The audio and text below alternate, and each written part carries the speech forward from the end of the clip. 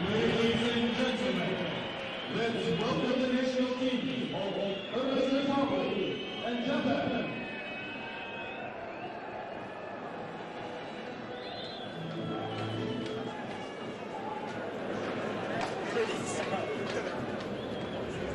Приготовились, эй! Шире натягиваем, выше. Ближе возьми.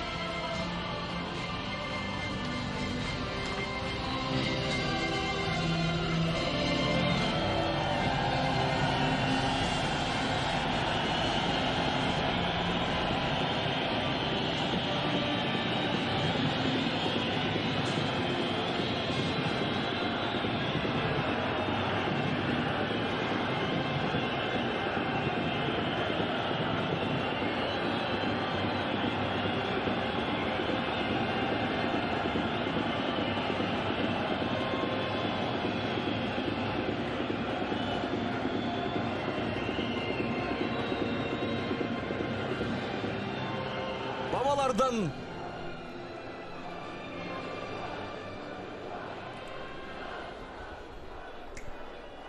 Урматтуу айымдар жана мырзалар, ордуңуздардан туруп коюңуздарды өтүнөбүз.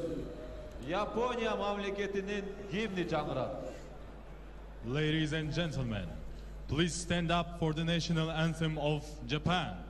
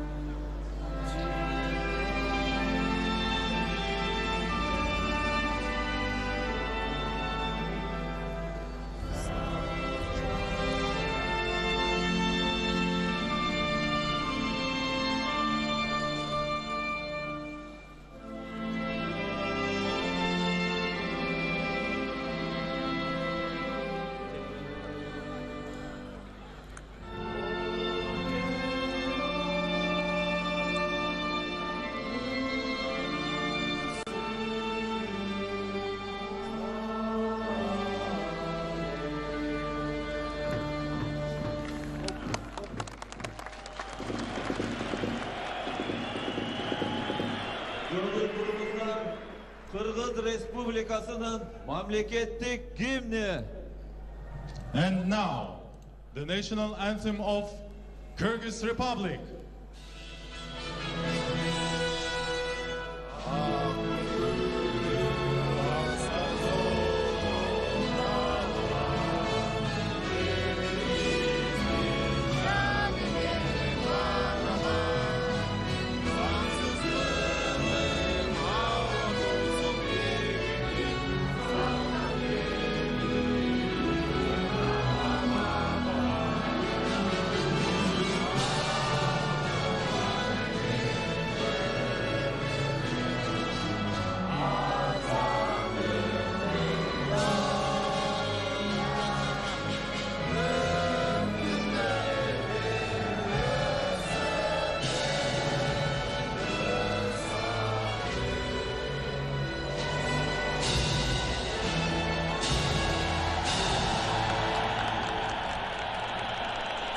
Бийик нарктуу улуу кыргыз элим бар, береке мол, ажайып коос жерим бар. Бабалардын кылым кезген мурасы, атам экен сенин ыйык демиң бар.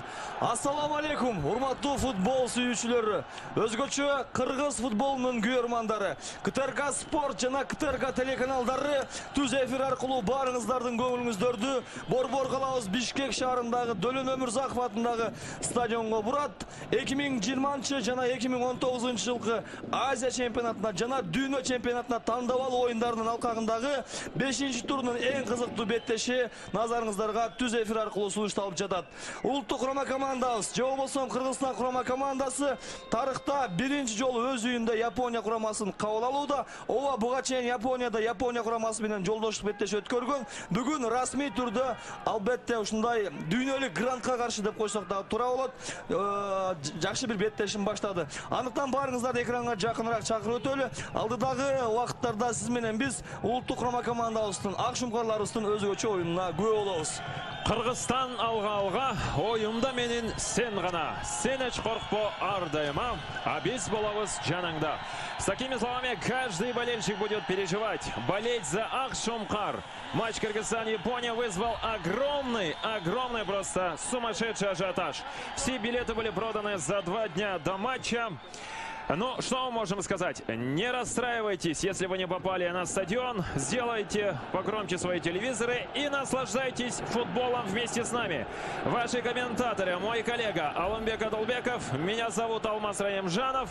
И у нас в студии впервые, друзья, не падайте в обморок, комментатор Матч ТВ Денис Казанский. Здравствуйте, мы вас приветствуем. Саламат, сыздарбы, менинатым Денис Казанский. На этом, собственно, и все.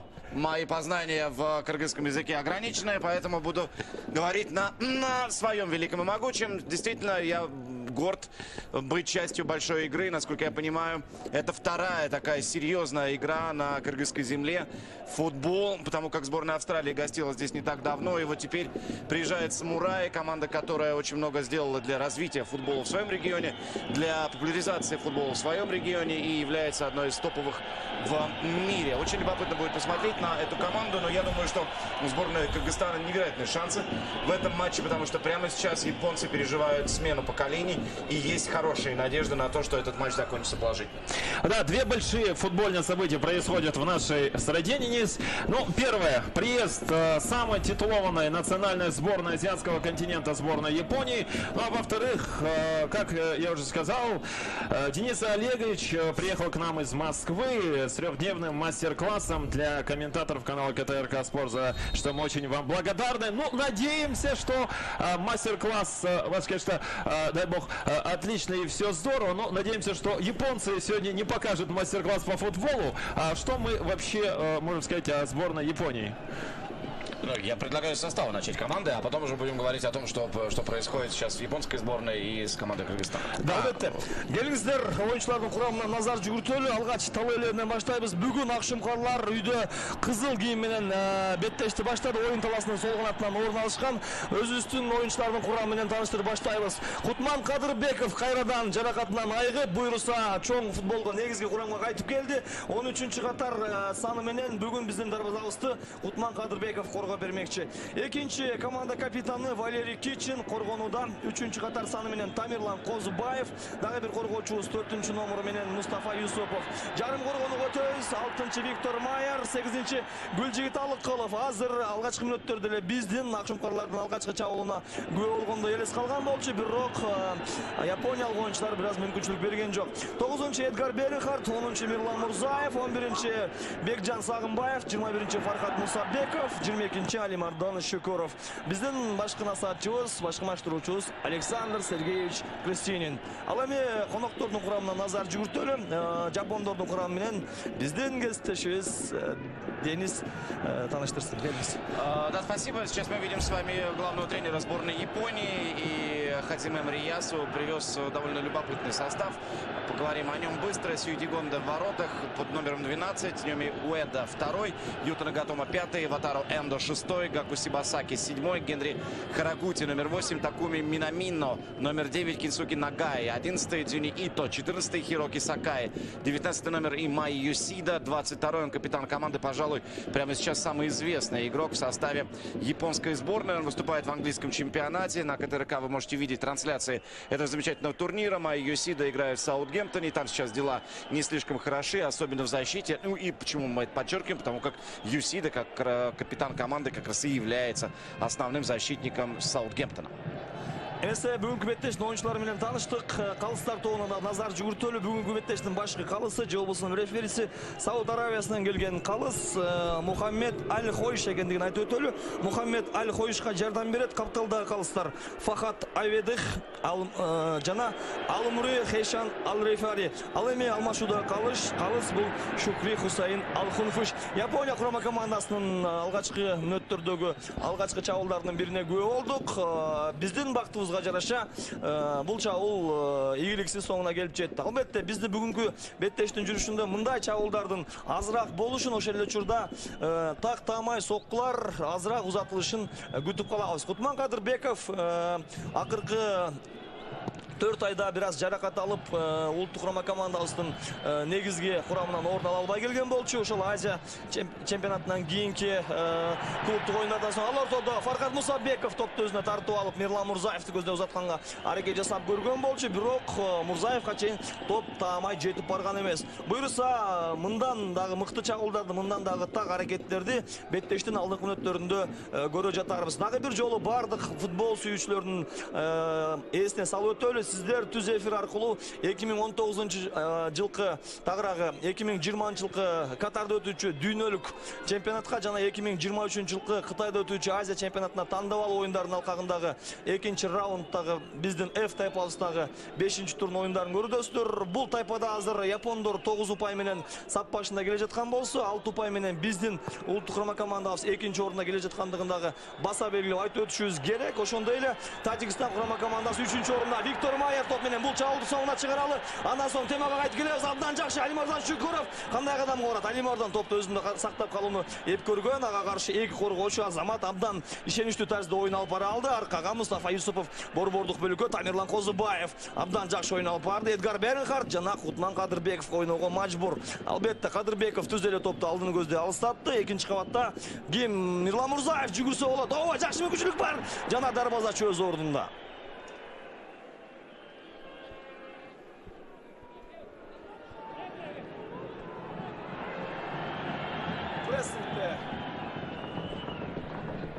Биздин оюнчулар абдан жакшы. Валерий Кичин экинчи кабатта азыр бир аз жакшы ойногон аракет жасады. Эдгар Беренхарт Азамат топту дагы болсо өзүнө сактап калууда.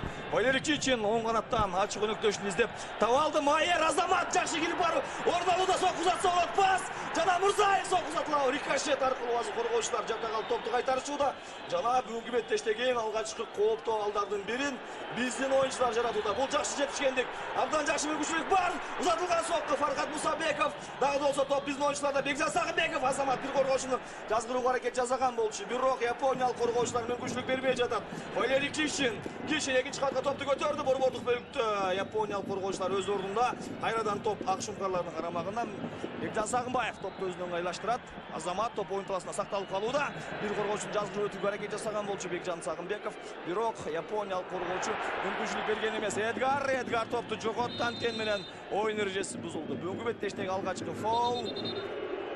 Сауд Аравиялык калыс Эдгар Беренхарт япониялык оюнчу Такуми Минаминова каршы копол ойногондугун көрсөтүүдө.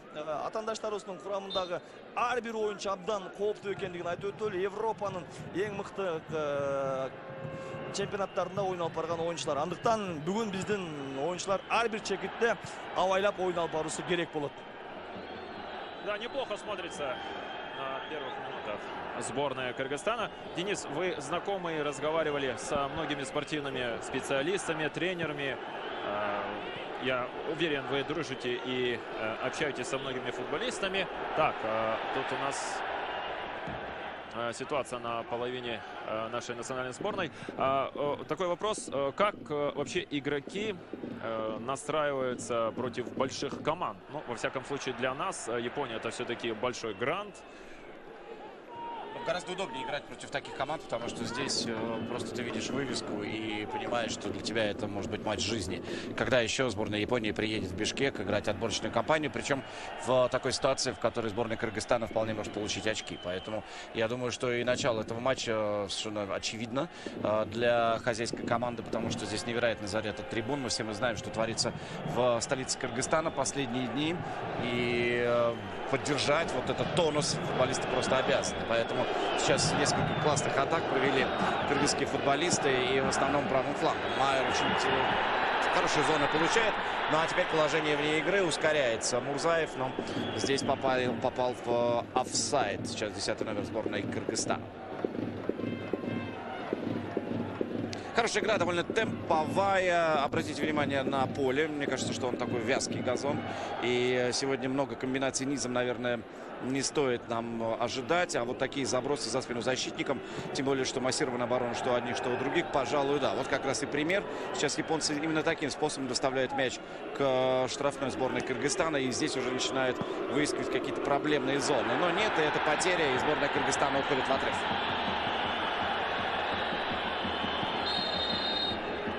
Oyun erежеси buzuldu. Япониялык оюнчулар азыр биздин оюнчуга каршы копол ойноду. Чындыгында Гүлжигит Алыкуловго каршы бир аз копол ойногон. Валерий Кичин Азамат кандай өзгөчө чеберчилик менен өтүп кеткенин көрдүңүздөр. Алдыны көзү узатылган топ. Виктор Майер топко жетип келеби? Топ оюн таласында сакталып калууда. Болгондо да биздин оюнчулардын карамагында. Майер абдан жакшы пас жана Алимардан Шүкүров узатылган пас. Сок узатылыш керек. Алыкуловда бир сок, ойун эрежеси бузулган эмес. Калыс эч кандай ойун эрежеси каттаган эмес. Дагы да болсо мүмкүнчүлүк биздин тарапта.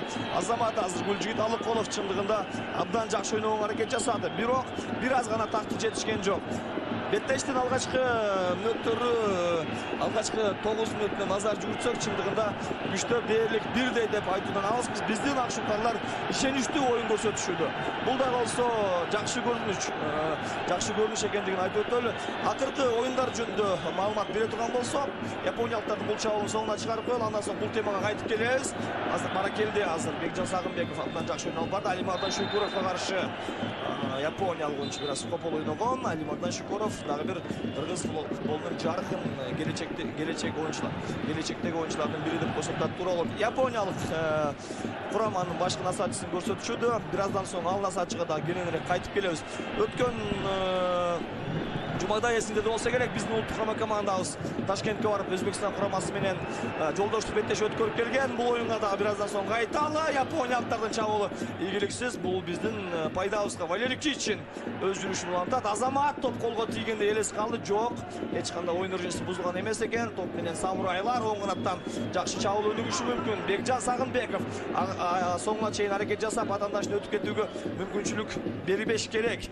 Дагы болсо Баракелди ушул жерден акшукарлар өздөрүн жакшы деңгээлде көрсөтүшүп, азыр топту жок деген даянттын сыртына чыгарып жиберишти. Хироки Сакаи топ менен ачык өнүктүшүн издеп табат. Хироки Сакаи франциялык Марсель командасынын оюнчусу экендигине маалымат ретинде айтып өтөлү. Баракелди Эдгар Бернхард топты өзүнө тартып алды. Алдыны көздө узатылган топ. Мирлан Мурзаев топко жетип баралы деген чоң суроо бар. Азыр Бернхард топту жакшы эле узаткан болчу.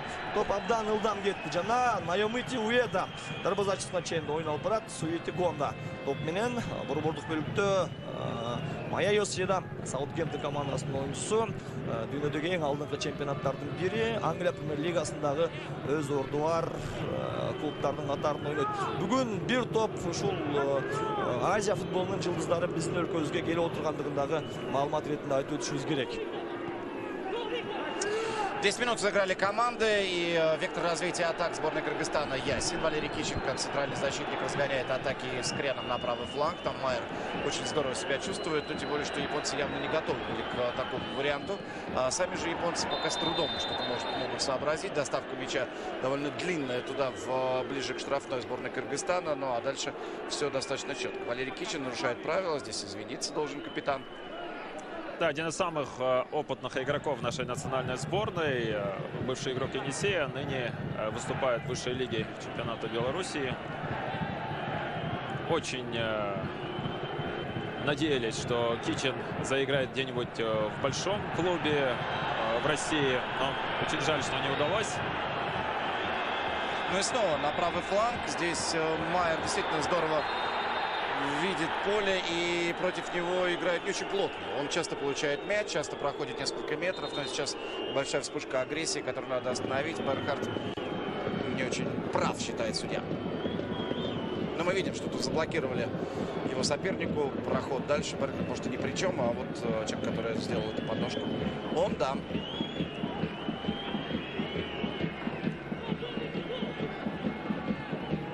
разыгрывать японцы штрафной.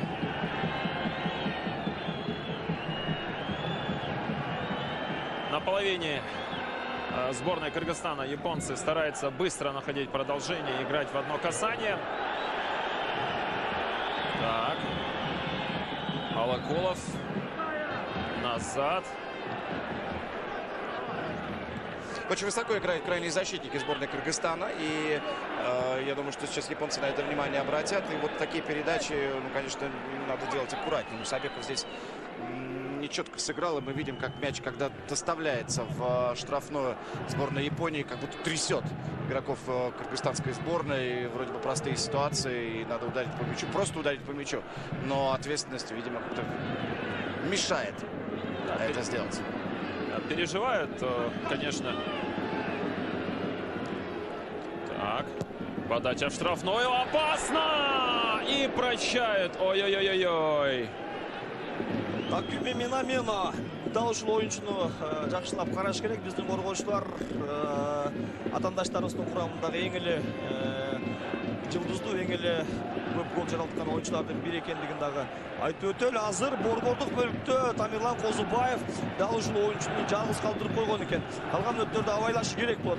Виктор Майер топко жетип келди жана өзүнүн дене бою менен абдан ишеничтүү оюн алып барды. Фаркат Мусабеков борбордук бөлүккө Тамирлан Козубаев ойногон, бирок Козубаев Кутман Кадырбековго топту калтырып турат. Валерий Кишин, Тамирлан Козубаев, Индонезиянын чемпиондук көрсөтүп алат. Абдан жакшы жеткизилген топ. Жана Алимардан Шүгүров жетип баралы. Жок, коргоочулар алгачкыда бул жетип келди. Ал ортодо Сиюти Гонда топту аркасыздан оюн классынан сыртка тээп чыгарып жиберүүгө мажбур.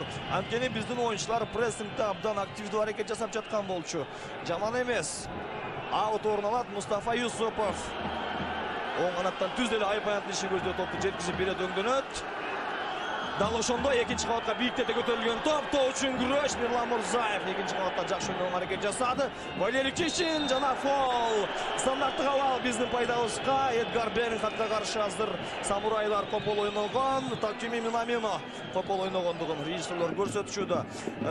Дөлөн Өмүрзаков атындагы стадиондо бүгүн 100% көрөрмандар келиши күтүлгөн. Анткени бүгүнкү беттешке чейин 2 күн мурун эле ушул билеттердин баары сатылып бүткөндүгү жөнүндө федерациядан маалымат алганбыз. Бүгүн стадион буюрса ошол Австралия курама командасына каршы болгон оюндагыдай эле жыйма жыш жайгашкандыгындагы көрүүгө болот. Эдгар Бернхард топту өз орнотууда стандарттык алган. Эми бул жерде түз эле дарбазага сокку багыштоо бир топ. Ор бирок экинчи кабатка жеткизип берет. Жеткизилген топ жана сокку. Дарбаза ага чейин калыстын ышкырыгы жаңырган. Демек офсайд. Тамирлан Козубаев оюндан сыртта калган экен. Мындай абалдар, мындай кооптуучулар бизге керек болот. Япондар дароо эле каршы чабуулду баштаган. Ал ортодо сол канаттан эч кандай оюн эрежесин бузбастан акшумкарлар топту тартып алышты. Фаркат Мусабеков. Мусабеков тагыраак ойун алып барыш керек. Эми фол. Чындыгында Гакку Сибасаки Фаркат Мусабековго каршы копол ойноду.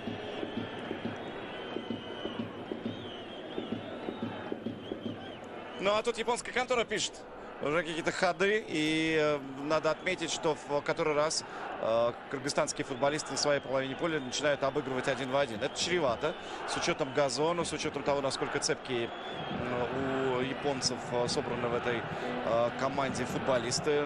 В общем, надо как-то поаккуратнее к таким моментам относиться. Ну и действительно следить за этими быстрыми контратаками. То, что вот на этих ускорениях мы увидели, насколько японцы хороши.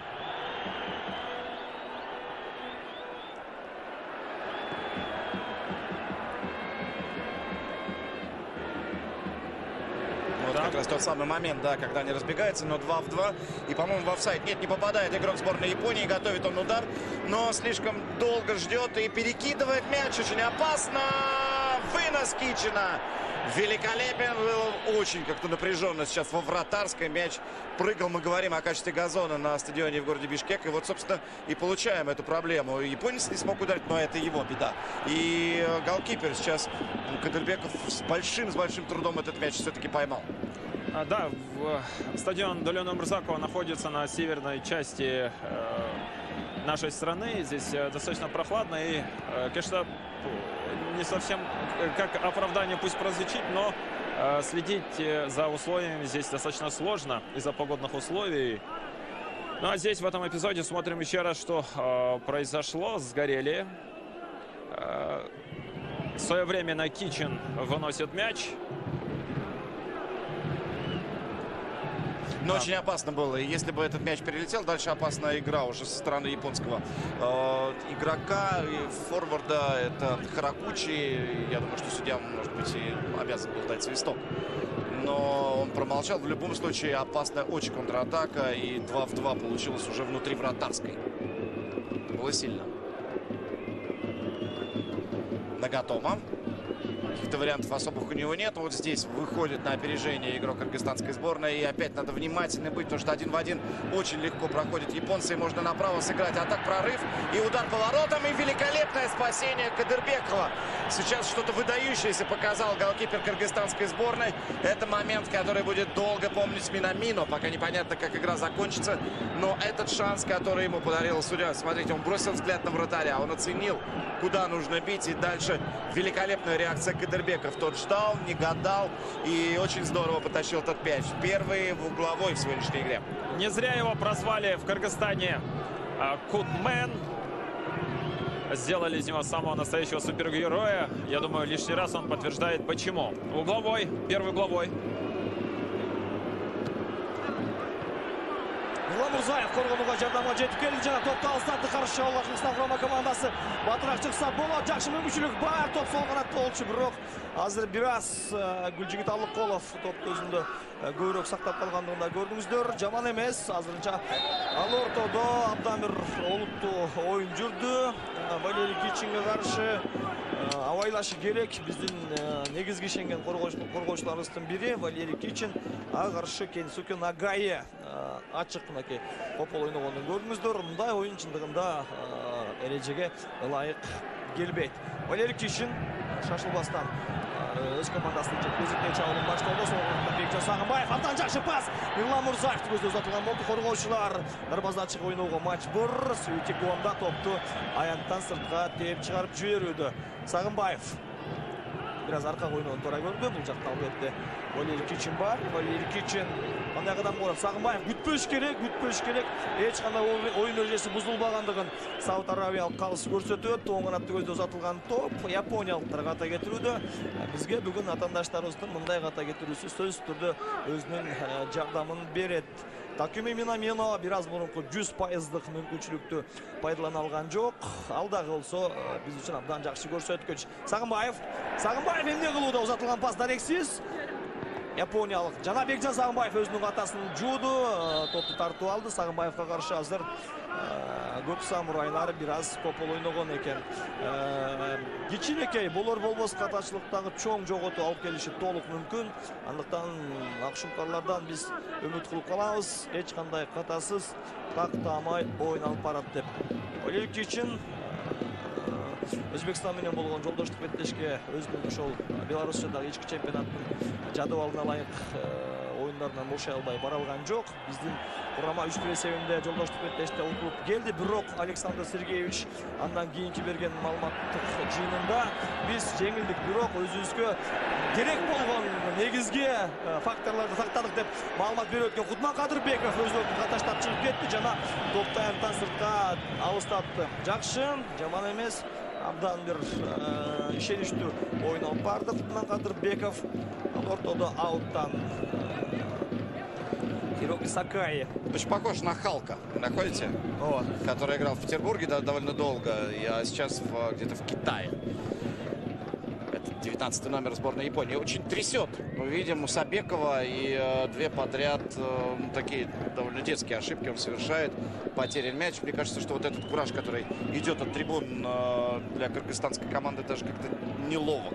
И при переходе даже со своей половины поля сколько проблем сразу встречает команда Крестинина. Это даже удивительно. Ну а Амрияс пока еще борется сам с собой и пытается понять, как же правильно атаковать сборную Кыргызстана.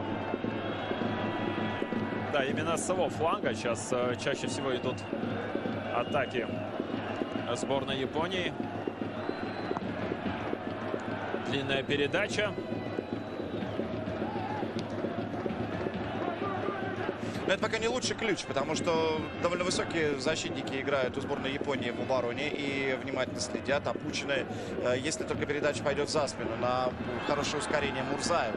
В этом, может быть, и действительно есть какая-то логика. Но пока эту даже первую линию очень сложно перебить кыргызстанским футболистам. А теперь надо ловить контратаку. И здесь Сакай очень хорошо продвигает мяч по флангу. Но вовремя вернулся из полузащиты сюда, ближе к обороне, игрок сборной Кыргызстана. И вот уже Бернхард пытается начать атаку. Но опять сколько неточных передач. Сам сломал, сам починил. И уже отличный вариант может пройти через правый фланг. Здорово действует Алимардан Шукуров. Майер, передача и зарабатывает угловой. Здорово действует Алимардан Шукуров. Один из самых... Гульжигит Алакулов. Хотя в общем плане... Баракелде, чындыгында каршы шабуылдан мындай мүмкүнчүлүктү жараттуу абдан жакшы орун алды. Гүлжигит Алакуловдун чеберчилиги менен борбордук бөлүктөн абдан чоң ылдамдык менен качып кете алды биздин оюнчулар. Оң канаттан Виктор Майердин айып аянттын көзүндө узаткан тобу коргоочулардын топту аянттан сыртка чыгаруусу менен аяктап, биздин улуттук құрама команда бүгүнкү беттештеги алгачкы бурчтан көтөрүп берүүнү амалга ашырууга даярданууда. Эдгар Бернхард топтун алдында Өзбекстан менен болгон беттеште Фаркат Мусабеков ушул бурчтан көтөрүлгөн топту дарбазага салган. Бийиктикте көтөрүлгөн топ жана Фаркат Мусабеков. Алимардан Шукуров эмне кылууда? Узатылган сокку абдан бийик. Алимардан Шукуров бир аз шашып кетти. Туура бир коргоочуну жазгырып жакшы эле чечим кабыл алды. Бирок бир аз тагыраак сокку узатса окуя таптакыр башкача өнүкпөк. Бирок тилекке каршы андай окуя өнүккөн эмес. Япониялык коргоочулар кайрадан өздөрүнүн жарым аянтында топту өздөрү менен ойналып барышууда. Майяёси да бир аз мурун абдан жакшы ойналып барды. Жана оюн эрежеси бузулду. Гүлжигит Алакулов Белоруссиянын Неман футболдук клубунун оюнчусу, жогорку лигада ойналып барат. Бизге ошол Мьянма менен болгон беттеште алгачкы жолу расмий түрдө оюн таласына чыгып гол жаратты. Андан соң Монголия менен болгон беттеште дагы Гүлжигит Алакулов гол жараткан. Бүгүн буюрса 3-чү оюнунда дагы 3-чү голду күтүп калабыз. Ооба, Өзбекстан менен болгон беттеште дагы Гүлжигит Алакулов оюн таласына чыкты. Бирок ал эми расмий беттеш эмес, болгону жолдоштук беттеш экендигин айтып өтөлү. Урматтуу футбол сүйүүчүлөр, биздин тайпадагы Мьянма жана Таджикстан оюну дагы болуп жатканын айтып өтүшүбүз керек. Ал жакта Мьянма өз үйүндө Таджикстанды 3-1 эсебинде артта калтырууда. Бул биз үчүн абдан жакшы көрсөткүч. Анткени биз Мьянманы өз үйүбүздө 7-0 эсебинде утуп алган жайыбыз бар экендигин айтып өтөлү. Бүгүнкү турдун алкагында Монголия курамасы эс алат. Андыктан улам негизги беттештер дал ушул F тайпасында Кыргызстан, Япония жана Мьянма, Таджикстан экендигин айтып өтөлү. Бернхард абдан жакшы ойналып барды, бирок эмне деген пас бир аз түшүнүксүз. Алимардан Шукуров прессингде активдүү. Баракелде Бекжан Сагынбаев, бирок башкы калыс Сагынбаевка каршы тагыраак Сагынбаев атандашына каршы копол ойноду деп чечим чыгарып берди.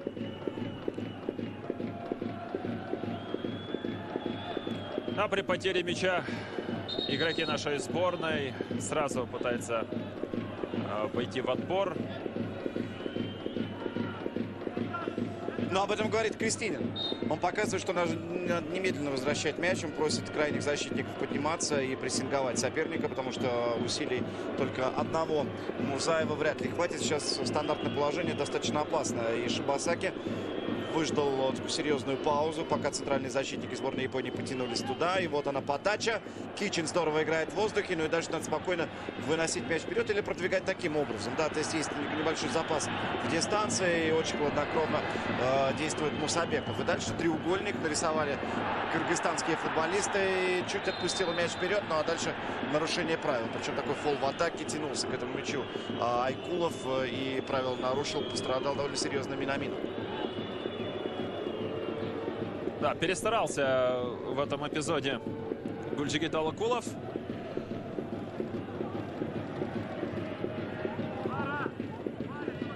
Да, Гульжигит никогда не отличался грубой игрой. И сейчас пока устное предупреждение получает Гульжигит Алакулов. Рвет темп сборная Японии. Вот фол фолом, но очень долго этот мяч устанавливает Йосида. Ждет, какие варианты. Может, еще и сам не будет бить. Да, совершенно верно.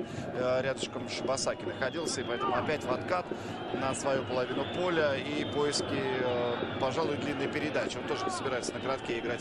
Японцы показывают сейчас Юсида, что там меняется местами. Хоть как-то обозначайте движение впереди, потому что иначе этот мяч не продвинуть. Вот она, длинная передача за спину. Там в положении вне игры находился японский футболист. Прям очевидно, даже в телевизионном приемнике это было хорошо видно. И опять потери. Я думаю, что качество газона, конечно, для японцев стало большим сюрпризом. Они тренировались на стадионе Дурдой, насколько я понимаю. И в Кыргызстане, как обычно, удивились японскому поведению, потому что сразу после тренировки они оставили свою раздевалку чистой. Борка — это такая фишка сборной Японии. Они прославились и в России на чемпионате мира, когда были, прибирались за собой. Это красиво. Так, а сейчас очень опасно. Кичин спешит на помощь. Великолепный подкат. Вот еще один супергерой, пожалуйста, остается здесь. Очень много там друг другу подсказывают, как здесь прервать быстрое контрнаступление японской команды. 1-3, как опасно прорывался Харагучи. Ну и такой банальный вынос, потому что тут не до живу быть бы жив. Кристине нравится такой футбол. Аплодирует, говорит браво, потому что действительно мяч потеряли, но немедленно его нашли, отвоевали его на готов. 29 мүнөт өтүп барууда. Көздү ачып жумганча жарым саат дээрлик артта калдым. Азырынча биздин акшумкарлар эч кандай бир жоготуусуз ойноп барууда десек туура болот. Бүгүн биз үчүн тең чыгууда кайсы бир деңгээлде чоң жетишкендик болот. Эгер өз үйүбүздө Азиянын гранд командасы жапондорго каршы тең чыгып алсак, бул дагы чоң жетишкендик болорун дагы бир жолу баса белгилеп айтып өтүшүбүз керек. Ал ортодо Суюти Гонда өзүнүн өнөктөштөрүн алдын көздөй алыстатууга аракет жасайт жана түз эле топту борбордук бөлгө узатып берди. Валерий Кишин абада жакшы, аярга чейин топ жетип келе жок. Япониялык оюнчулар топту өздөрүнүн карамагында сактап калышууда. Генки Харагути дагы болсо топту өзүнө сактап калды. Эми гана бир аз сол тарапка ойналып барды. Нагатомо ачык өнөктөшүн издеп жатат жана өзү борбордук бөлүк аркылуу алдыга жетпестен Харагутини жардамга чакырды. Харагути оң канаттан ачык өнөктөшүн издеп таба алган экен. Жана аркага акыркы чегитке чейин топ жетип келди. Анткени алдыңкы сызыктан акшумкарлар чындыгында коргонуу бөлүгүндө азырынча өздөрүн жакшы деңгээлде көрсөтүп бара жаткан жайы бар болчу. Абдан жакшы жеткизип берилген топ Кутман Кадырбековдун колунда. Кайрадан Минаминон көзү топ багытталды. Дал ушул оюнчуну биздин борбордук коргоочуларыбыз карашы керек.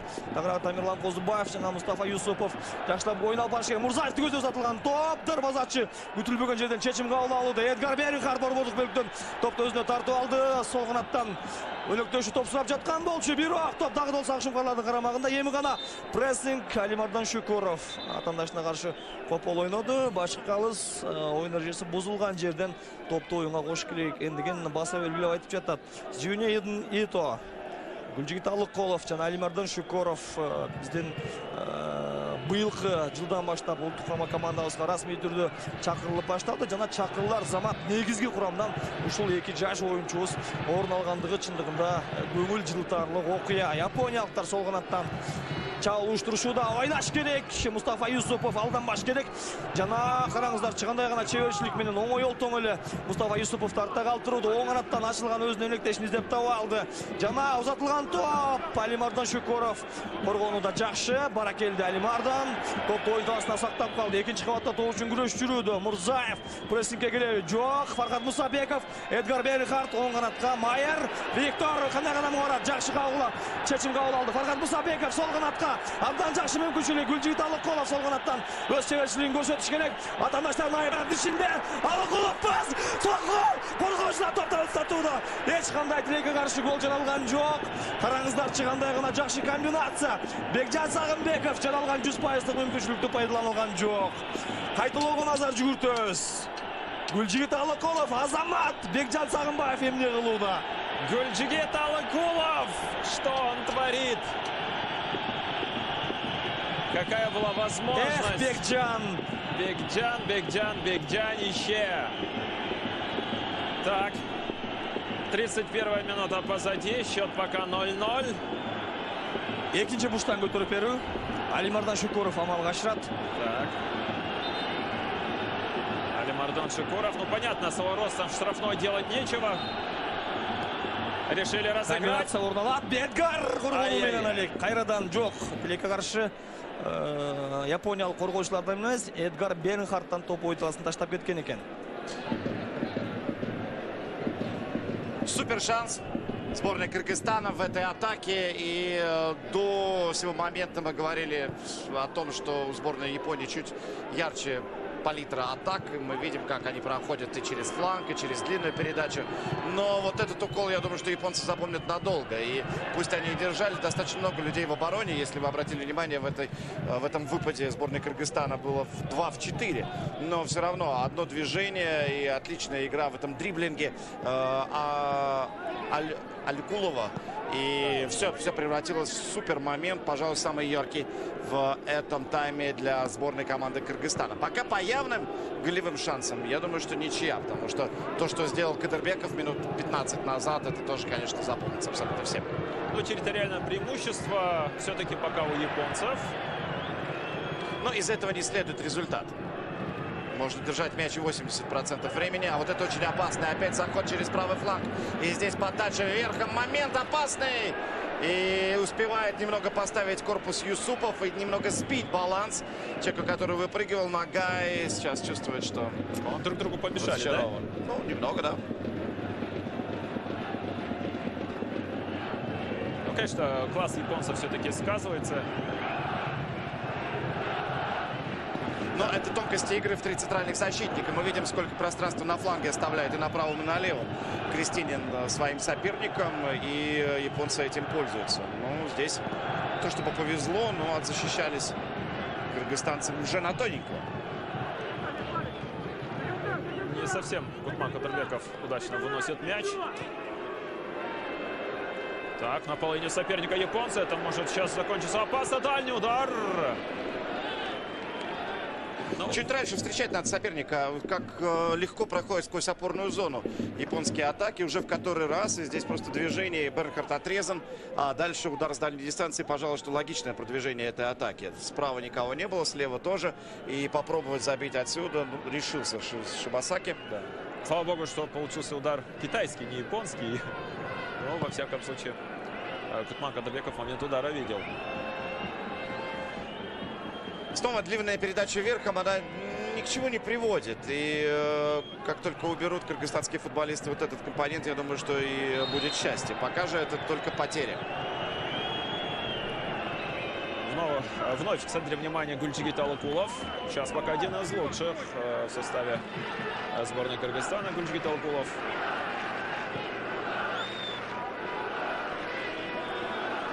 Японские игроки поняли, что Кичин разыгрывает этот мяч. От него ждут ключевую передачу, поэтому немедленно присаживается на левую ногу.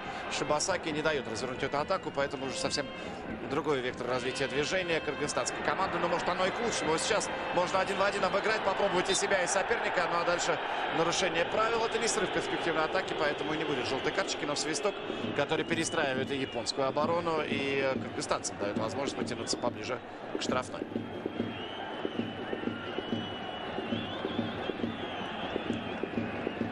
Бекжан Сагынбаевка каршы япониялык оюнчу коп ойногон экен. Эдгар Бернхард стандарттык абалды амалга ашырууга дайын. Ал адатынча атаандаштарыбыздын дарбазасын көздөй жеткизип берет.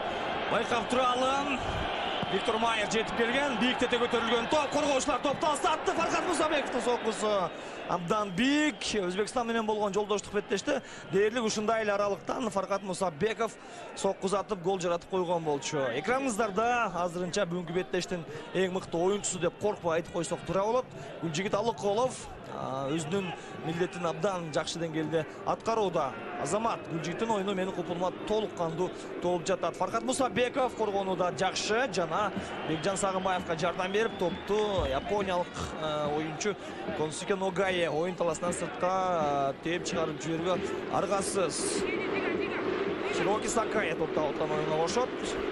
Чындыгында ошол биздин кесиптешибиз Денис Казанский айтып өткөндөй эле кино каарманы халка абдан окшош көрөт экен. Да, действительно, очень похож. Так, длинная передача. Ну и японцы тоже ошибаются. Периодически Алимардон Шукуров.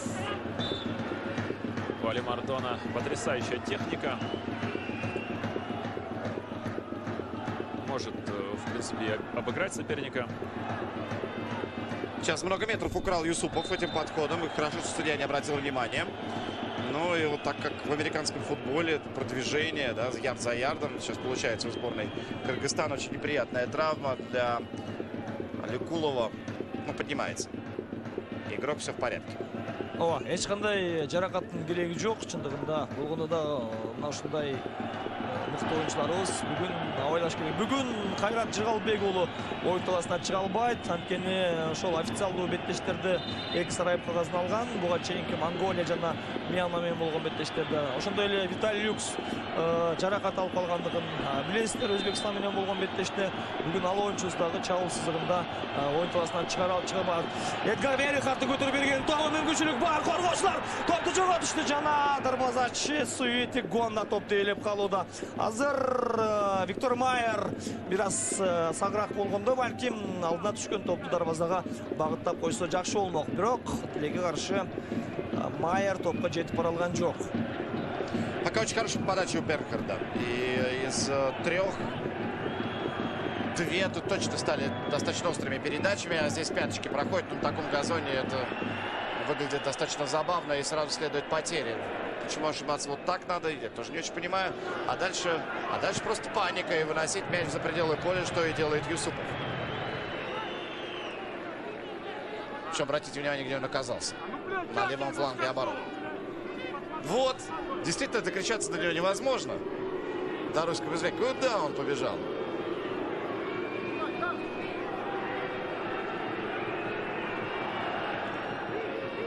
Немного хаотичный футбол сейчас. Ну, японцы этот мяч все-таки забрали себе.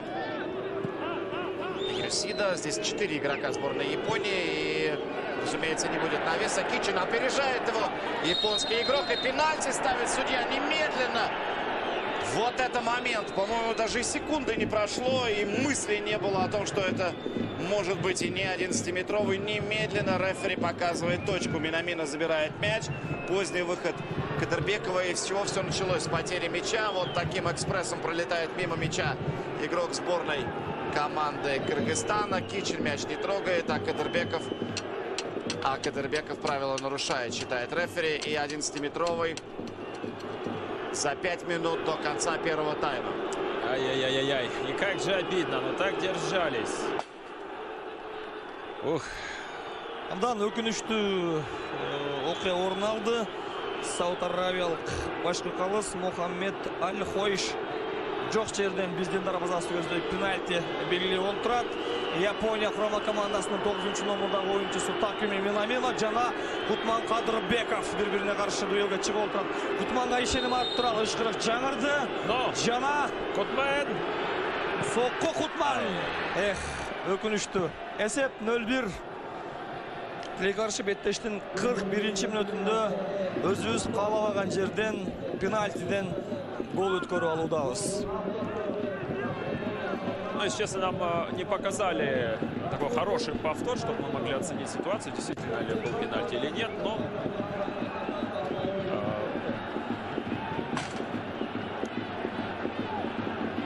очень обидно против такой команды, как сборная Японии, пропускать именно с пенальти. Ну, пожалуй, здесь видно, контакт есть. Мяч убирает игрок японской сборной. Минамино уходит чуть правее. И дальше касание голкипера. Да, действительно трагичные события здесь. В штрафной сборной Кыргызстана. И очень четкая реализация Такуми Минамино, игрока Зальцбургского Red Bull. 1-0 повели японцы в концовке первого тайма. Но тем отчаяннее надо болеть за сборную Кыргызстана, тем более, что шансы есть. И мы видели совсем недавно, как команда может забить и как она может порадовать весь стадион. Ничего страшного, пока не произошло, весь второй тайм впереди. Да и в этом тайме еще можно зацепить что-то интересное. Пока разыгрывают мяч очень долго Казубаев и Кичин. Вот только сейчас движение вперед. И здесь бы как следует этот мяч принять, зацепиться и раскрутить атаку. Но опять очень сложный момент и хорошо ускорение Нагай. Красавец Кичен успел достать этот мяч и оставляет его в поле. Дальше фол. По-моему, за пределами поля готово толкнуть соперника. Но здесь судья был на стороне Кыргызстана. А нет, смотрите, он возвращает фол. Еще японцам отдают этот мяч. Майер атандашына каршы гол ойналып барды. Сейчас, конечно, концентрацию терять нельзя. 0-1, понятно, но все-таки время еще есть, целый второй тайм. Еще первый-то не закончился, так что нужно игрокам как-то собраться. 3 минуты до конца первого тайма. Плюс, я думаю, ну хотя бы минуту должен добавить Его Величество. Такуми Минамино тандавал этабынын алкагында 5-ші гол жаратты. Биз буга чейин айтып өткөн болчук.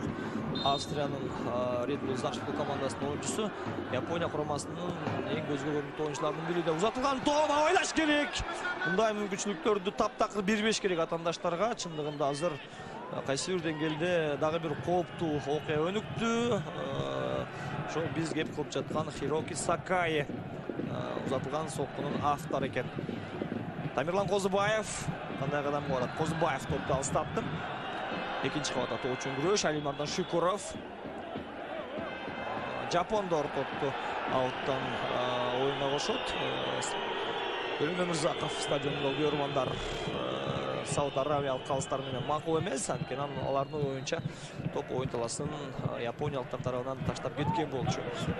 Эдгар Беренхард жакшы ойналып барды. Бекжан Сагынбаев жетип бара алды. Керек болсо топту өзүнө сактап калууда. Жакшы. Гүлжигит Алыккулов баракелде чоң чеберчилик менен алдын көздөй кетип барууда. Жана бул Сараев кагазы. Көрсөтүлүш керек. Первая желтая карточка в матче. Үкметтештеги алгачкы Сараев кагазы япониялык оюнчуга көрсөтүлүүдө. Хенсуке Нагай, Алыккулов Азамат. Чындыгында азыр Нагай Гүлжигитти кармап калбаганда алдын көздөй жаркын кирип бармак. Дагы бир жол назар жүгүртөт. Жок, кечирим сурайм. Бул Ватары Йондо. Йондо аргасынан атандашын кармап. Биринчиден чабуулду жокко чыгарды, экинчиден ачык копол ойноду. Штутгарт командасынын коргоочусу.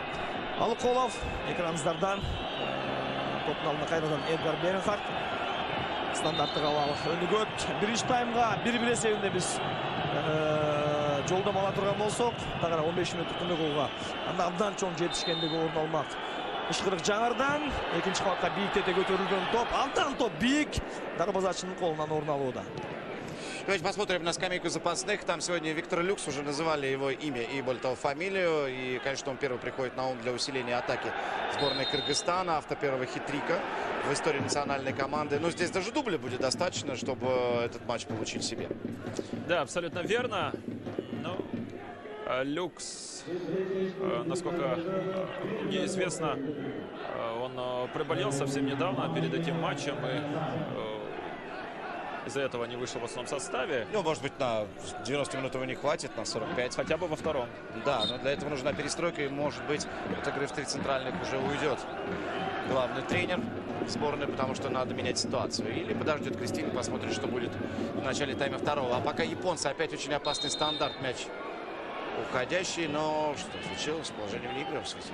Виктор Майерге каршы копол оюн жүрдү. Япониялык оюнчулар бираз оюн эрежесин бузган экен. Кутмагадырбеков дароо Валерий Кичи менен ойноону туура көрдү. Тамирлан Мустафа Юсуповду алдырака чакырып өттү.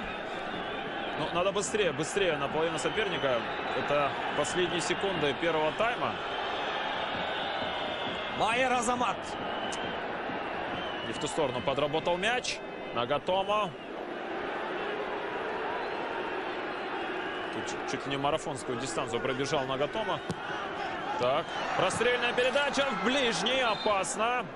И завершается опасным ударом игрока японской сборной первый тайм. Урматтуу көрүүчүлөр, маанайды түшүрбөңүздөр. Алдыда дагы толук 45 мүнөт убакыт бар. 15 мүнөттүк тыныгуудан соң жолугушабыз. КТРК Спорт телеканалынан эч кайда алыстабаңыздар. Кызматыңыздарда кесиптешим Алмаз Райымжанов.